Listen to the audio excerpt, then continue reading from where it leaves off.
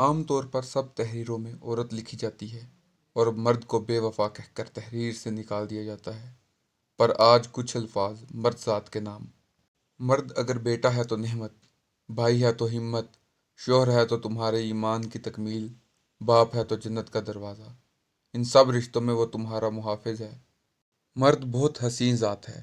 کبھی باپ کے روپ میں ہماری حفاظت کرتا ہے تو کبھی بھائی کی صورت میں ہمارا محافظ بن جاتا ہے، اور کبھی شوہر کی صورت میں تمام عمر ہمارے ضروریات پوری کرنے کے لیے تمام خون پسینہ ایک کر دیتا ہے،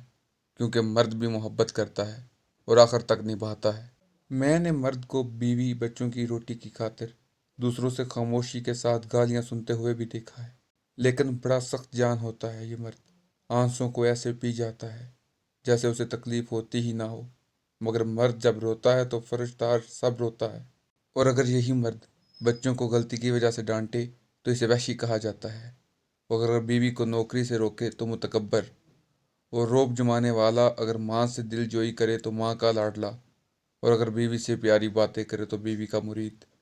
اس کے باوجود مرد دنیا کی وہ ہستی ہے جو اپنے بچوں کو ہر اعتبار سے خود سے بہتر دیکھنا چاہتا ہے۔ اگر ماں اولاد کو 9 مہینے پیٹ میں اٹھاتی ہے تو باپ پوری زندگی اپنے فکر دماغ میں لیے پھرتا ہے۔ میں نے مرد کا احسار تب محسوس کیا جب وہ اپنی بیوی بچوں کے لیے کچھ لایا تو اپنی ماں اور بہن کے لیے بھی تحفے لایا۔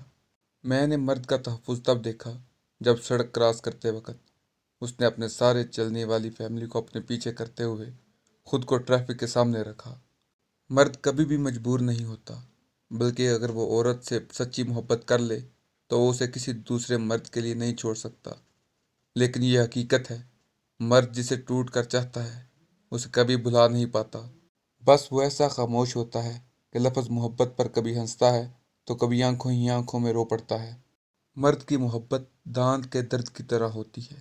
جب وہ کرتا ہے ایسی شدت سے کرتا ہے، اور جب وہ خاموش ہوتا ہے تو ایسا لگتا ہے کہ اس نے کبھی محبت کی ہی نہیں تھی۔ ان پرندوں کو قید کرنا میری فطرت میں نہیں جو میرے دل کے پنجرے میں رہ کر بھی دوسروں کے ساتھ اڑنے کا شوق رکھتے ہوں۔ اسی طرح جب مرد کی انا پر چوٹ آتی ہے تو وہ ساری محبت لپیٹ کر سائڈ پر رکھ دیتا ہے، اور جب عورت کی انا پر چوٹ پڑتی ہے تو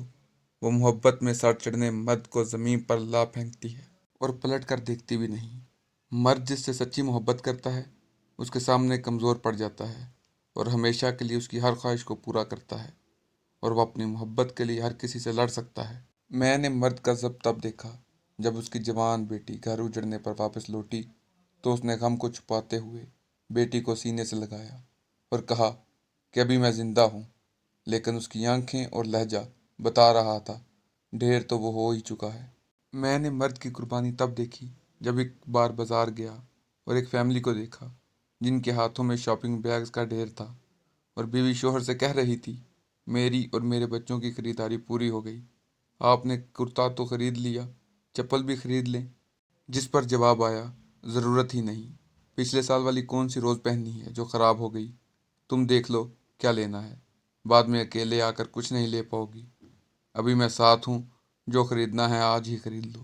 بہادر مرد کی ایک نشانی یہ بھی ہوتی ہے کہ وہ عورت کو کبھی گالی نہیں دیتا۔ محبت کی راہوں پہ اگر بچھڑنے والی عورت ہو تو نئے رستوں سے مانوس ہوتے اسے دیر نہیں لگتی، لیکن مرد جہاں بچھڑتا ہے وہیں بکھر جاتا ہے۔ اگر عورتوں کو لگتا ہے کہ ہمارے معاشرے کے مرد برے ہیں